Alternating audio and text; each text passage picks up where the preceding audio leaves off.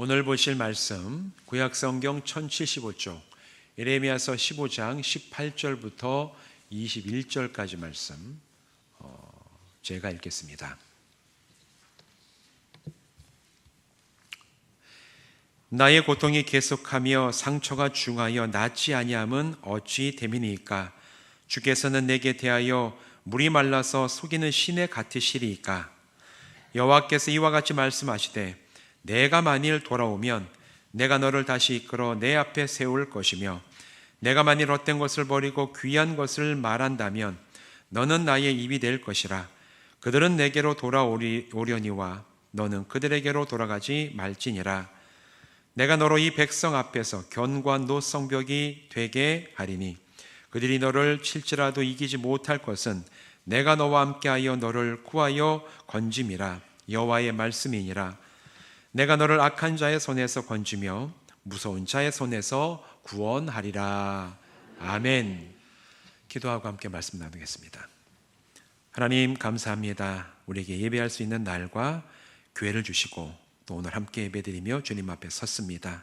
이제 말씀을 나누니 하나님, 우리가 함께 나누니 말씀 속에 성령님 함께하여 주셔서 우리 마음속에 이 말씀들이 삶의 기준이요 세상을 바라보는 관점이 되고 성경적인 세계관으로 우리가 갖춰지는데 은혜가 되는 시간 되게 하여 주시옵소서.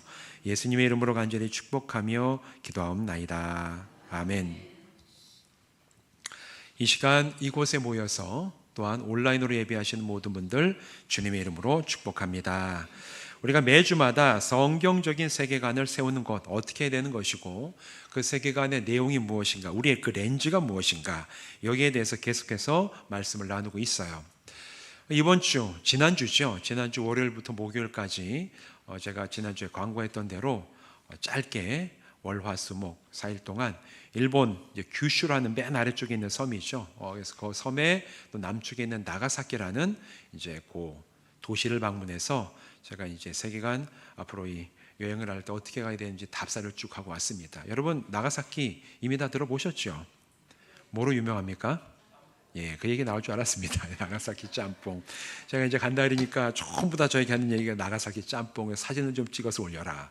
근데 저는 먹는 거에 관심이 없어요, 저는. 그래가지고 짬뽕을 팔든 짜장을 팔든 별로 중요하지가 않은데, 딴 분들은 굉장히 이제 유명한 게 나가사키 짬뽕.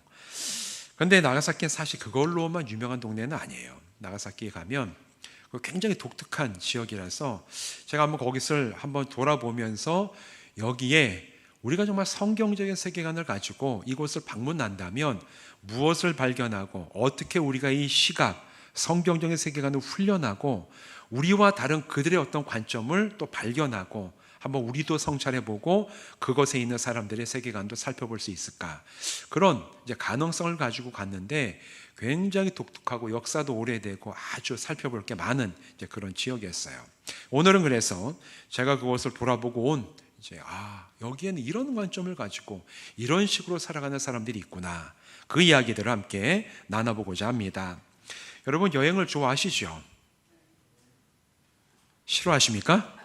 사실 여행을 싫어하는 분들은 없어요. 이제 가지 못하는 경우들이 많지만 나는 뭐 여행 집 밖에만 나가면 난 죽는다 이렇게 생각하시는 분들은 없잖아요. 그냥 되도록이면 한번 가서 방문도 해보고 우리가 얼마나 바쁘게 살아갑니까? 매일매일. 그런데 우리가 살아가는 이 동네, 내 일터 이런 거 좀 떠나서 낯선 환경, 새로운 어떤 문화 아니면 새로운 사람들을 만나고 또 거기에 특색 있는 우리가 평상시에 접하지 못하는 음식 뭐 이런 것들을 보게 되는 게 사실은 사람들에게 굉장히 이제 전환점이 되고 힘이 되는 그런 기회가 돼서 대부분의 사람들은 여행하는 걸 좋아합니다.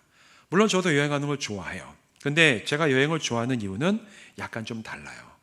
제가 여러 유학도 하고 유학하면서도 많은 곳을 다니고 이제 그러면서 제가 제일 관심이 있었던 것은 저곳에 가면, 저 나라, 저 도시, 저 역사를 가지고 있는 곳에 가면 사람들이 과연 이 세상을 바라보는 관점은 우리와는 좀 어떻게 다를까?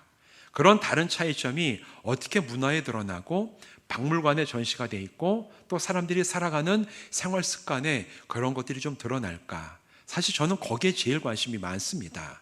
그래서 나가사키 짬뽕에 별로 관심이 없는 거예요. 이제 그런 먹는 거에 큰 관심이 없이 사람들이 가지고 있는 이 관점, 저희 이제 공부했던 전공이 이 기독교 세계관이니까 이 세상을 바라보는 관점이 어떻게 다른가, 또 그것은 성경적인가 아닌가, 이것을 좀 알아보는 것이 제가 여행을 하는 가장 큰 주된 목적이에요. 그래서 이런 여행들을 하면서 보면은 발견하는 게 있습니다. 우리가 살아갈 때 여기서 내가 살아가고 말하고 습관적으로 행동하는 모든 것들은 너무너무 당연한 것들이 많이 있잖아요. 당연해요. 왜?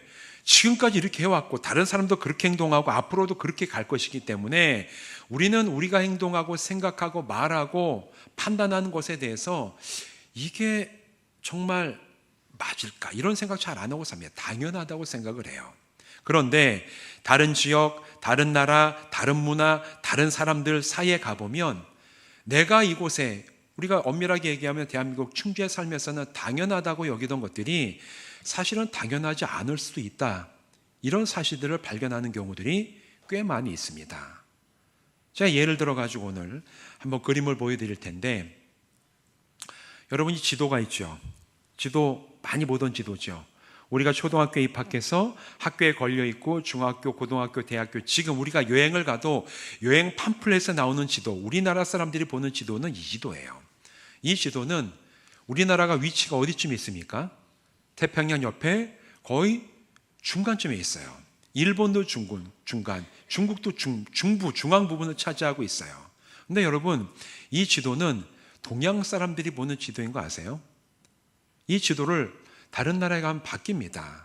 제가 캐나다에 가서 이제 유학을 하면서 거기 있는 도서관에 갔을 때 걸려있는 지도가 이런 지도였어요.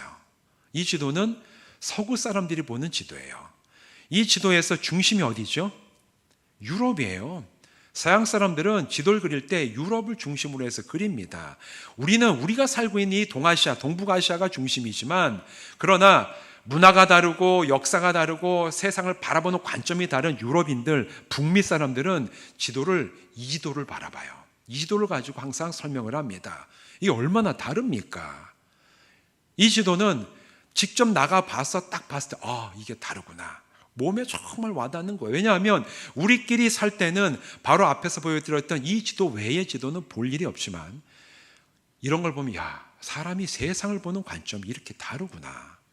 이것뿐만이 아니죠. 이런 지도도 있어요. 이건 어디에서 쓰는 건지 아세요? 호주에서 쓰는 지도입니다. 앞에서 보면 호주는 완전히 변방 저 아래 조그맣게 구석에 가 있는 그런 나라에 불과, 사실 호주는 굉장히 큰 나라입니다. 땅이 큰 땅이고, 그랬더니만 이 사람들이 남반구에 위치해가지고 이 남극장에 가까우니까 호주 사람들은 이게 불만인 거예요. 왜 우리가 이렇게 세계 지도를 그리면 완전히 변방, 아주 쭈구렁탱이 같이 보이는 이런 나라로만 보이냐? 우리는 우리의 관점에서 다시 지도를 만들겠다 해서 호주에서 그들이 다시 측량을 해가지고, 측량이 아니죠, 다시 재배열을 해가지고 만든 지도가 호주가 중간 위쪽에 나와 있는 이제 지도입니다. 여러분, 지도 하나만 봐도 사람이 생각하며 살아가는 게 이렇게 달라요. 세상을 바라보는 관점도 다릅니다. 이 얘기는 여기에서 내가 당연하다고 여기던 것들, 생각하던 것들이 다른 환경, 민족, 문화, 사회 속에 들어가면 다를 수도 있다는 얘기예요. 그런데 여기에는 세계관도 포함이 됩니다. 우리가 여기에서 말하는 세계관, 내가 여기에서 누리는 것들 다 공유하고 똑같기 때문에 당연하다고 생각하지만, 다른 문화 속에 들어가면 당연하지 않을 수도 있겠구나. 오히려 그들이, 아니면 그 지역에서 가지고 있는 세계관과 내 것을 비교하면서 이런 차이가 있구나. 우리는 여기에 대해서 생각할 기회를 얻게 돼요. 그리스도인들은 여기에서 한 발 더 나가야 됩니다.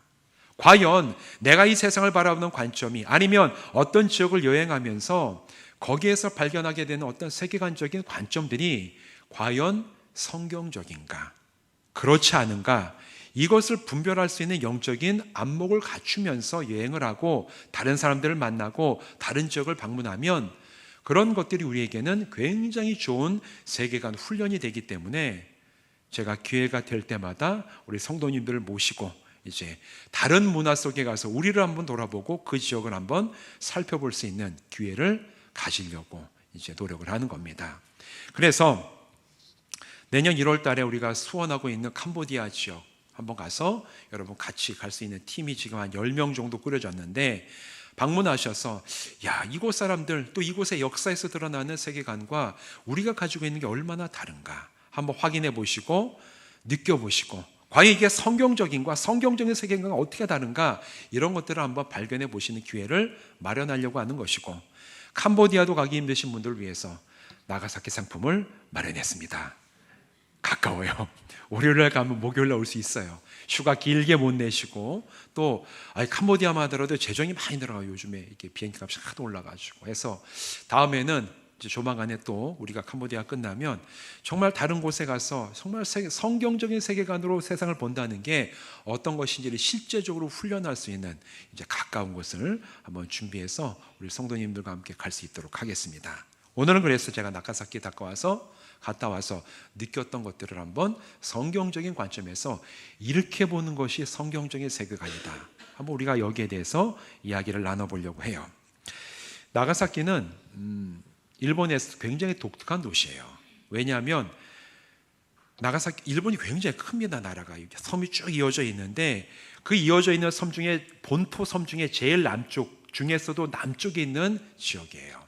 여기가 왜 중요하냐 하면, 일본이 굉장히 오랫동안 세국 정책을 가지고 있어요. 거의 한 260년 가까이 세국 정책을 할 때 유일하게 한 항구만을 열어놓아서 그곳에 외국 사람들이 왔다 갔다 할 수 있게 지정해 놓았는데, 그 항구가 바로 나가사키였습니다. 그래서 이 나가사키에는 일찍이 기독교가 나가사키에 들어왔어요. 1500년 중반에 포르투갈에 있는 예수회 소속 신부들이 그곳에 선교를 와서 1500년 중반부터 후반까지 그 나가사키 지역에서 선교를 하기 시작하면서 일본 본토에 천주교가 굉장히 많이 퍼졌어요.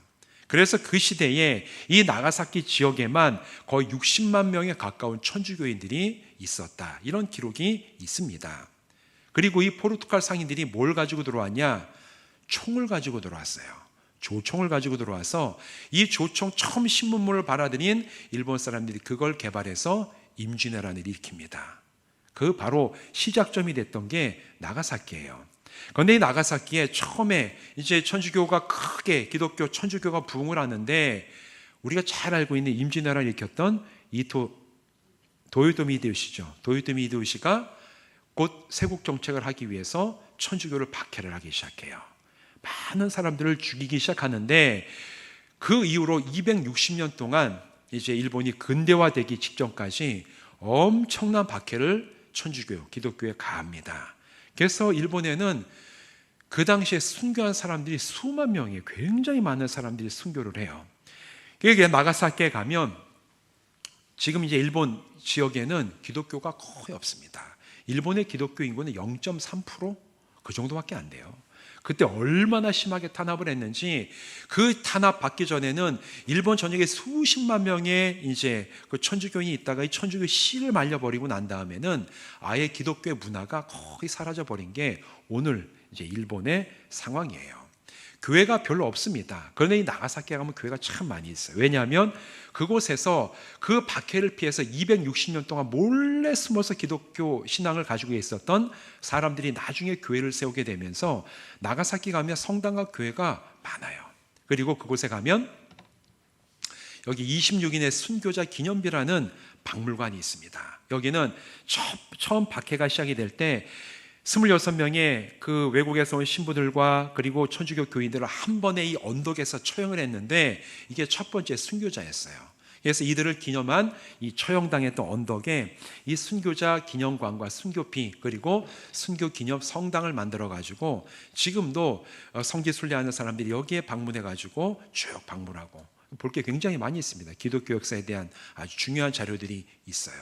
일본 땅, 특히 나가사키에 가면 이처럼 기독교 역사가 박해를 당했던 고난의 흔적들이 굉장히 많이 곳곳에 있음을 다니면서 볼 수가 있습니다. 그런데 여기뿐만 아니라 일본이 이제 근대에 들어오면서, 메이지 유신 이후에 근대에 들어오면서 굉장히 산업화를 이뤄요. 그런데 그 산업화는 일본 자체적인 힘도 있지만 일본이 제국주의 정책을 가지고 중국, 한국 그리고 동남아시아 다 침략하면서 거기에서 사람들을 잡아다가 자기네 나라에서 강제 노역을 시키면서 근대화 산업을 일궈 나가요. 그 대표적인 이제 역사 유물이 뭐냐면 여러분이 아시죠? 군함도입니다. 이 군함도가 나가사키 앞바다에 있어요. 보면은 쌍안경으로 보입니다. 이게 미쓰비시 중공업이 가지고 있던 탄광인데 이 군함도 이번에 가서 이제 군함도에 한번 가봤습니다. 제가 배를 타고 가게 됐는데 이 군함도가 그 근대에 탄광, 해저 탄광을 켜내서 여기 있던 사람들이 이 땅 밑으로 1km를 들어가 가지고 탄을 캐 가지고 그걸로 군수 공장도 만들고 산업화를 이뤘던 일본으로서 굉장히 중요한 역사 유적이죠. 근대 역사 유적이 맞습니다. 유네스코에 등록이 됐어요. 몇 년 전에. 그때 등록하면서 주변국들이 막 이제 이게 강제 징용의 역사가 있는 곳이기 때문에 여기에 대해서 항의를 하니까 일본 정부가 얘기를 했죠. 이거 우리 유네스코 등록해주면 여기에 대해서 우리가 일제시대 때 데리고 왔던 사람들, 징용해서 끌고 왔던 사람들의 기록도 남기겠다. 근데 안 남겼어요. 제가 이번에 와서 확인을 하러 한번 올라갔습니다. 얘기했던 대로 한 줄도 그런 거를 남기지 않고 싹 지워버렸어요. 그리고 단지 자기네들의 근대화를 이룬 자랑스러운 유적이다. 이런 것만 이제 설명하고 딱 이제 표지판에 남겨놨더라고요. 아, 실제로 이렇게 운영을 하고 있구나. 여기에 여러분 한국 사람과 중국 사람이 수천 명이 끌려갔어요. 이것도 일하러 간 게 아니라 끌려갔습니다. 거기서 임금도 못 받고 죽은 사람이 수백 명인데 사고 나가지고 이 좁은 섬 어딘가에 그 옆에 또 이제 사람이 안 사는 섬이 있는데 거기에 가서 매장해 놓은 이제 이름 없는 무덤들이 지금도 기록에 보면 여러 개가 나오는데 기록을 안 남겼습니다. 중국인 한국 사람에 대해서는. 이런 역사적인 현장도 가면은 볼 수가 있어요. 그리고 여기에 더 나가서 여러분이 나가사키 하면 역사에서 굉장히 중요한 사건이 있었죠. 일본이 일으켰던 태평양 전쟁의 마지막 끝을 맺게 된 게 일본에 떨어진 두 발의 원자폭탄이 폭발하면서 그 이후에 급격하게 전쟁이 끝났어요. 그 중에 두 번째 원자폭탄을 맞은 도시가 나가사키입니다. 첫 번째는 히로시마. 히로시마에 떨어진 다음에 며칠 뒤에 다시 나가사키에 원자폭탄이 떨어졌어요. 이 원자폭탄이 떨어진 폭심지라 그러는데 그곳에 평화공원이 마련이 되어 있고 또 거기에 원폭 자료관이 아주 잘 정비가 되어 있습니다. 제가 이게 방문해서 사진 찍은 날 학생들이 많이 와가지고 여기서 교육을 받고 있더라고요. 이제 원폭 떨어진 그것에 대해서 보면은 정리를 아주 잘 해놓고 전시물이 아주 좋아요. 뭐에 대해서 전시했냐면 이 원자폭탄이 떨어진 다음에 일본이 입었던 이 나가사키 시민들이 입었던 피해를 아주 자세하게 잘 설명을 해놨어요. 얼마나 그 피해가 컸는지. 그 당시에 폭탄이 터지면서 폭탄 터지고 하루에 4만 명이 죽었습니다. 그 자리에서. 그리고 난 다음에 반년 동안 10만 명의 사람이 죽었어요. 방사능의 영향을 받아서 아무 상처도 없는데 계속 사람들이 죽어나가는 거예요. 이게 방사능에 피폭이 돼가지고 죽는 건데 얼마나 많이 죽었는지 그때 무너졌던 이제 건물들의 잔해 열이 어마어마하게 많이 납니다. 원자폭탄이 터지면 거의 10,000도 가까이 올라가는데 뻥 터지면서 그 건물들이 녹고 유리 그릇이 다 녹아 붙어 있는 이런 것들이 다 전시가 돼 있어요. 보면 얼마나 비참한지 몰라요. 그 당시 원폭이 떨어진 다음에 바로 찍었던 사진들 보면 온 도시에 시신들이 막 널려 있는 게 완전 죽음의 도시가 된 그 사진들을 아주 자세하게 잘 정리를 해놨습니다. 보면 인류 이 한 사람으로 굉장히 비참해요. 그 중에서 아주 사람의 마음을 아프게 하는 사진이 하나가 있습니다. 바로 이 사진이에요. 이 사진은 원폭이 떨어지고 나서 그 다음 주에 일본이 항복을 해요. 항복을 한 다음에 미군이 바로 나가사키에 상륙을 해서 이 원자폭탄 터진 그 피해를 조사하기 위해 가지고 사진작가, 종군 사진작가들과 군인들이 들어가서 조사를 다 하는데 그 당시에 나가사키에서 어떤 일이 일어나냐 하면 사람들이 너무너무 많이 죽어가지고 매장을 할 수 없어서 큰 화장장을 만들어 놓고 모든 시신을 다 태웁니다. 거기다가 하루 종일 시신을 태우는데 며칠이 지난 다음에 사람들이 죽어나가는 거예요. 방사능에 피폭이 돼서. 그런데 이 해병대 소속이었던 종군 작가인 오도넬이라는 이 사진 촬영하는 종군 작가가 이 화장터를 옆에서 이렇게 지나가다 보니까 한 소년이 등에다가 아기를 업고 오는 그 모습을 봐서 따라간 겁니다. 따라가서 그 사진을 찍어 놓은 게 지금 남겨져 있는 이 사진이에요. 그리고 나서 이 작가가 그 아이가 왜 왔는지 이렇게 기록을 해놓은 걸 쭉 보니까 이 안고 온 아기는 보니까 살아있는 아기가 아니라 죽은 아기였던 거예요. 자기 동생이었습니다. 보면 아무 상처가 없는데 보니 아마 방사능에 피폭이 돼서 며칠 동안 죽은 것 같아요.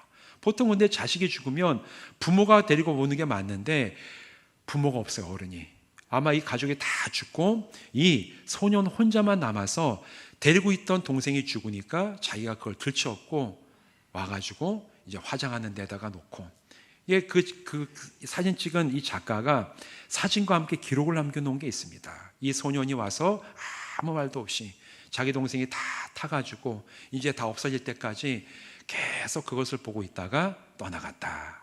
근데 이 아이의 얼굴을 보면 이를 꽉 물고 있는데 그 사진 옆에 있는 기록을 보면 뭐라고 얘기가 되어 있냐면 이 아이가 너무 입술을 꽉 깨물어가지고 입술에 피가 흐르고 있었다. 이제 이런 기록이 남아있는 기록이 지금도 이 사진들이 다 거기에 보면 이게 전시가 돼 있어요. 이거 얼마나 비참합니까? 얼마나 이게 끔찍한 일이고 사람 사이에서 참 여러분 한번 상상을 해보십시오.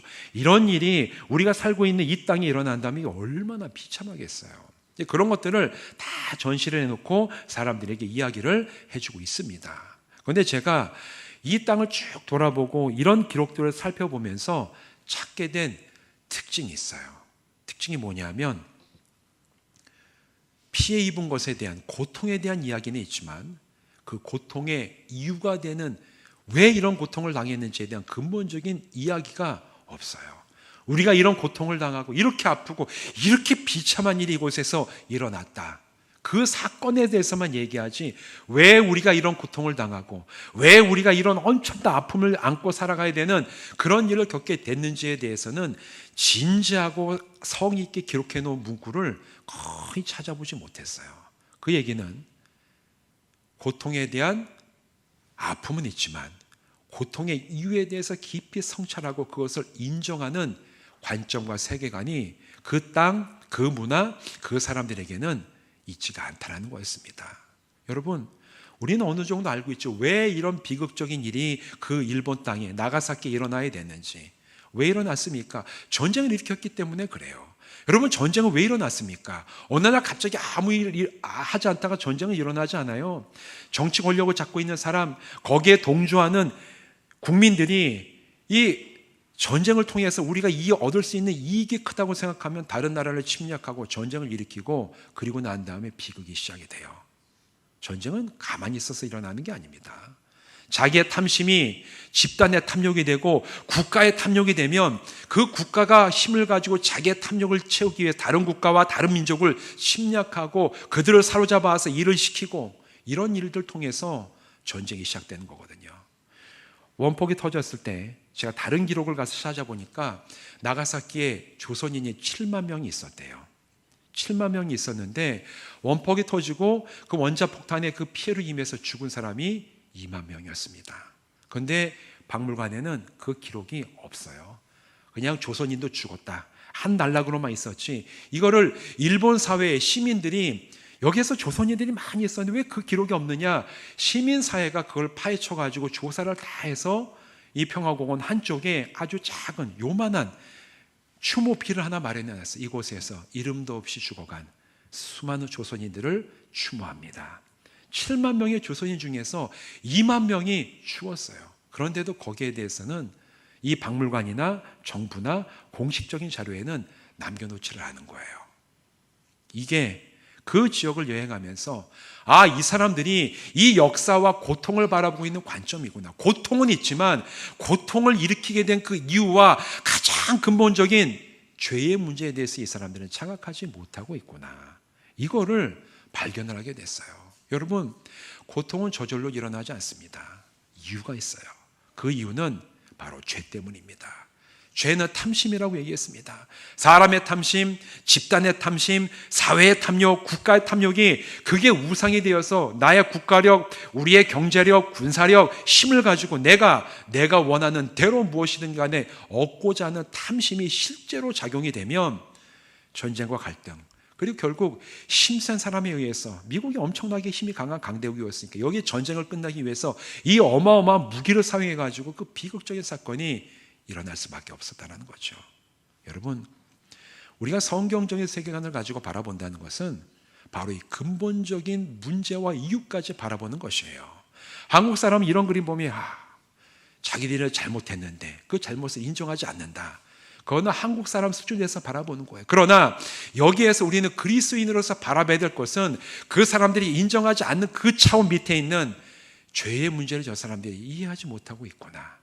죄에 대해서 저 사람들이 정말 비참하고 그 고통 속에서 이 죄가 얼마나 그런 일을 야기해 왔는지를 그들은 인정하지도 못하고 인지하지도 못하고 있구나. 이거를 발견할 수 있는 영적인 눈을 우리는 갖춰야 될 줄로 믿습니다. 바로 그럴 때 우리가 여행을 하거나 이런 어떤 역사 유적을 볼 때 단지 관광 차원이 아니라 하나님, 이곳에서 있었던 이 비참한 사건들, 주여, 하나님을 떠나고 하나님이 아닌 세상의 다른 것을 우상처럼 넘기고 살아갔던 이 사람들의 죄로 인한 결과임을 주 우리가 정확하게 꿰뚫어 볼 수 있게 하여 주시옵소서. 그 시선을 가지고 그 사람들뿐만 아니라 우리를 돌아봐야 돼요. 우리의 역사에는 그런 일이 없습니까? 내가 살아가는 삶의 이 과거, 내 삶의 현장에서는 혹시 내가 저 사람들처럼 강도는 다르지만 내 탐심을 따라서 죄를 지음으로 내가 다른 사람들은 보지만 나는 보지 못하는 이 죄에 대한 인식하지 못하는 그런 관점을 가지고 살아가고 있지는 않은가. 우리는 이런 여행과 경험들을 통해서 그곳을 바라보고 또 나를 바라보는 성경적인 세계관의 훈련을 우리가 해나갈 필요가 있습니다. 오늘 읽은 이 말씀, 오늘 본문 말씀 예레미야서 15장에서 예레미야 선지자는 하나님 앞에 항의해요. 불평을 합니다. 불평을 해요. 18절 그 말씀이죠. 나의 고통이 계속하여 상처가 중하며 낫지 아니하면 어찌 됨이니까. 주께서는 내게 대하여 물이 말라서 속이는 시내 같으시니까. 예레미야 선지자가 바벨론 자기의 그 조국 남유다 왕국이 바벨론 제국에 의해서 침략을 당해가지고 처참하게 유린이 되고 있는 거예요. 예루살렘 빼놓고 나머지 지역들이 막 전쟁의 피해도 있고 끌려가고 죽임을 당하고 다 파괴되는 그런 모습을 보면서 이스라엘 백성들에게 회개하러 얘기하지만 이스라엘 백성은 회개하지 않습니다. 결국 멸망해 가는 길을 택하는 그 백성들을 보며 예레미야 선지자 너무너무 고통스러웠던 거예요. 자기의 마음이 고통스럽고 이 유다 왕국이 망하는 것이 고통스럽고, 그러면서 하나님 앞에 불평을 하는 거예요. 하나님, 제가 하나님이 하라고 하신 말씀을 다 전했는데 저에게 이런 고통이 끊이지가 않습니다. 하나님, 왜 이런 고통을 저에게 주십니까? 목이 마른 사람이 정말 멀리 보니까 물이 있는 것 같은 시내가 있는 것 같아서 가보니까 물은커녕 말라버린 것처럼 그 시내가 나를 속이고 고통을 주는 것처럼 하나님, 나에 대해서 그렇게 하시는 겁니까? 항의하는 거예요. 예레미야 선지자가 항의하는 겁니다. 주님, 제가 너무 고통스럽습니다. 내 민족을 보고 이 상황을 보니까 너무 고통스러워요. 그때 하나님께서 19절에서 이렇게 말씀을 하시죠. 여호와께서 이와 같이 말씀하시되 내가 만일 돌아오면 내가 너를 다시 이끌어 내 앞에 세울 것이며 내가 만일 헛된 것을 버리고 귀한 것을 말한다면 너는 나의 입이 될 것이다. 하나님께서 주신 해결책은 한 가지예요. 너희가 하나님께로 돌아오라. 예레미야야, 너도 나에게 나오고 네가 말을 전하고 회개하지 않는 저들도 나에게 돌아오라. 그리하면 이 모든 고통이 해결될 것이고 너희가 새로워질 것이다. 하나님께서 망해가던 그 나라, 비참한 역사적인 상황을 겪고 있는 유다 백성들을 향해서 주신 최종적인 해결책, 가장 근본적으로 고통을 해결하는 길이 바로 여기에 있다. 하나님께로 돌아와라. 그 말씀을 하나님께서 주셨습니다. 성도 여러분, 이 말씀은 이스라엘 백성에게만 해당되는 게 아니에요. 오늘 우리들에게도 해당되는 줄로 믿습니다. 우리가 살아가면서 고통스러운 일을 겪을 때가 있어요. 내가 어떤 행했던 죄로 인한 고통도 겪지만 때로는 다른 사람이 벌였던 그런 죄에 대한 결과로 내가 고통당하는 것도 있습니다. 그때 우리는 어떻게 됩니까? 그 사람을 저주하고 아니면 변명하고 끝낼 것입니까? 아니에요. 그러면 고통은 해결되지 않아요. 우리가 해야 될 것은 고통을 유발한 죄, 하나님을 떠나고 세상이 무엇을 나의 하나님처럼 여기고 내 탐심을 따라 살아갔던 이 죄가 고통의 가장 밑바닥에 있음을 알고, 하나님, 제가 이것을 보고 잘라내고 돌이킵니다. 제가 하나님께로 돌아갑니다. 주여, 나에게 있었던 이 모든 이 고통의 문제를 하나님 해결하여 주시고 주님의 소망과 기쁨과 회복으로 나를 채워 주시옵소서. 이런 고백이 우리에게 있어야 될 줄로 믿습니다. 제가 나가사키를 보면서 이 끔찍했던 고통이 해결되는 길은 하나님께 앞으로 돌아가서 자기들이 죄인이었음을 고백하고 우리들이 정말 탐심을 가지고 국가가 경영이 되어 다른 나라 다른 민족에게 피해를 입혔음을 처절하게 인정해야지, 이런 비극이 다시 반복이 되지 않는데 하나님, 이곳에서는 죄에 대해서 인정하지를 못하고 있습니다. 주님, 이 땅이 하나님께서 회복하신 은혜 가운데 죄를 꿰뚫어보고 다시는 이런 영적인 실수를 범하지 아니하고 하나님이 주시는 화평, 평화, 샬롬으로 살아가는 그런 나라 민족 되게 하여 주시옵소서. 이것이 우리가 나중에 이제 가게 될 세계관 탐사 원정대의 기도의 제목이 되기를 바랍니다. 성도 여러분, 이제 고통의 문제를 해결하는 길이 어디 있는가? 하나님께서 우리에게 말씀하십니다. 네가 나에게 돌아오라. 내가 너를 회복시키겠고 너를 새로운 나의 입으로 세울 것이다. 예레미야에게 주신 이 말씀, 오늘 우리들에게도 주시는 말씀으로 알고, 주님, 제가 돌이켜 주님께 나아갑니다. 주님과 제 사이를 막았던 모든 죄를 씻어버리고 주여 저를 주님만 바라보고 나가는 그리스도인으로 세워 주시옵소서. 강구하고 결단하고 주님 앞에 서는 성도들 되시기를 주님의 이름으로 축원드립니다. 기도하시겠습니다.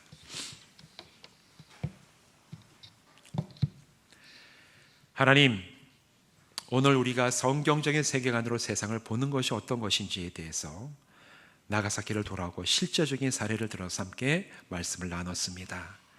하나님, 이 세상 살아가며 역사 속에 또 우리의 삶 가운데 얼마나 많은 고통과 고난과 비극이 있었습니까? 단지 그것을 비극과 고통으로만 느끼는 것은 그리스도인들에게는 부족합니다.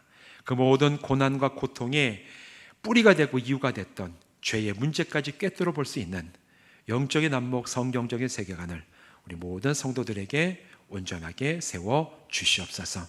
그리하여 그것을 통해서 내 삶을 돌아보고 이 세상을 바라보면서 하나님께서 주신 마지막 처방, 궁극적인 치유의 길, 하나님께로 돌아오라는 그 말씀을 우리도 우리 마음에 새기고 주님께 나가는 우리 모든 성도들 되게 하여 주시옵소서. 예수님의 이름으로 간절히 축복하며 기도하옵나이다. 아멘.